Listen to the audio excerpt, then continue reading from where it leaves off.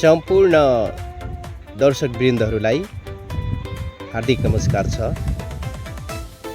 आज मिति 2082 साल चैत्र महिनाको 22 गते। अहिले म दौलतपुर घाट कर्णाली नदीको छेउमा रहेको छु। यहाँबाट यो दृश्य यहाँहरूलाई देखाइरहेको छु।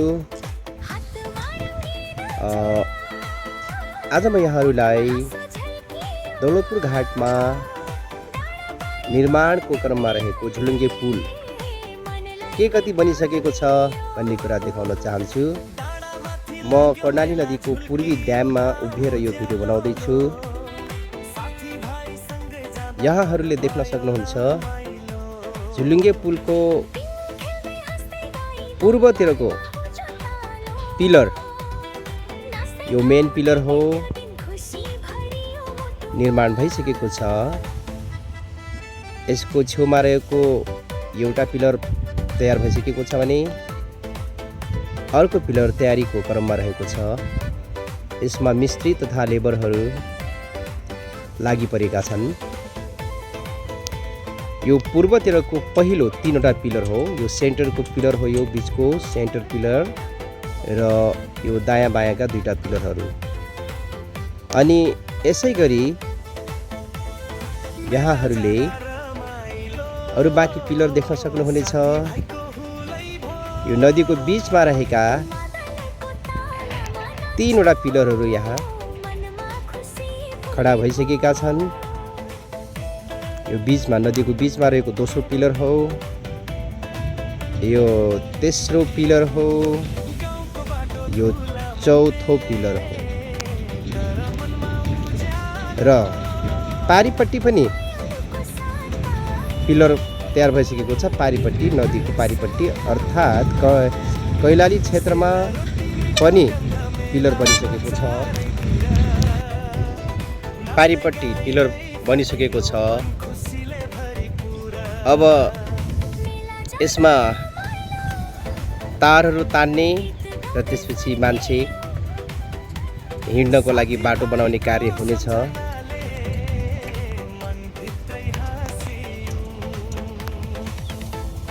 अहिले कर्णाली नदीमा पानी सुकेको छ। म यहाँबाट यो दृश्य देखाइरहेको छु यहाँहरूलाई। पूर्वतिरबाट पश्चिमतिर खिचिरहेको छु, अर्थात् कैलालीको दृश्य यहाँहरूलाई म देखाइरहेको छु। अब यो झुलुङ्गे पुल तयार भएमा नजिकै रहेको, पारिपट्टि नजिकै रहेको टिकापुर पार्क जान आउन बर्दियाका मान्छेलाई धेरै सजिलो हुनेछ र टिकापुर पार्कमा पर्यटकहरूको सङ्ख्या बढ्ने देखिन्छ। वर्षौँदेखि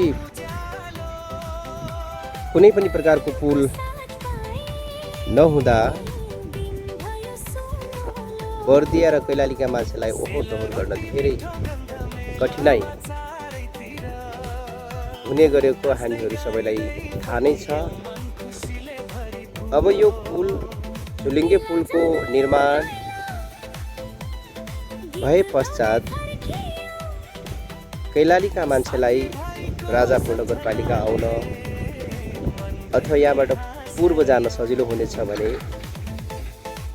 बर्दियाका मान्छेलाई कैलाली जान धेरै सजिलो हुनेछ। र दर्शकवृन्दहरू, यो पुल भन्दा करिब 3 किलोमिटर उत्तरतिर अर्को पक्की पुल बनिरहेको छ सङ्कटी घाटमा। त्यो पुल पनि लगभग 80% निर्माण भइसकेको छ। यी 2वटा पुलहरूले कैलाली र बर्दियालाई एकदमै नजिक बनाउनेछन्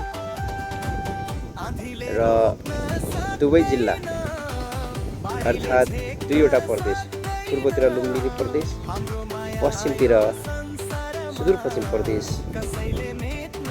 नजिक हुनेछन्। बरसातको समयमा पनि ओहोरदोहोर गर्न धेरै सजिलो हुनेछ। टिकापुर बजारमा रहेका विभिन्न सुविधाहरू, स्वास्थ्य सेवाहरू बर्दियाका मान्छेहरूले उपभोग गर्न पाउनेछन्। यो पुल पनि चाँडै नै निर्माण होस् भन्ने आशा राख्दै अहिलेको भिडियो नै अन्त्य गर्न चाहन्छु। हस्, नमस्कार।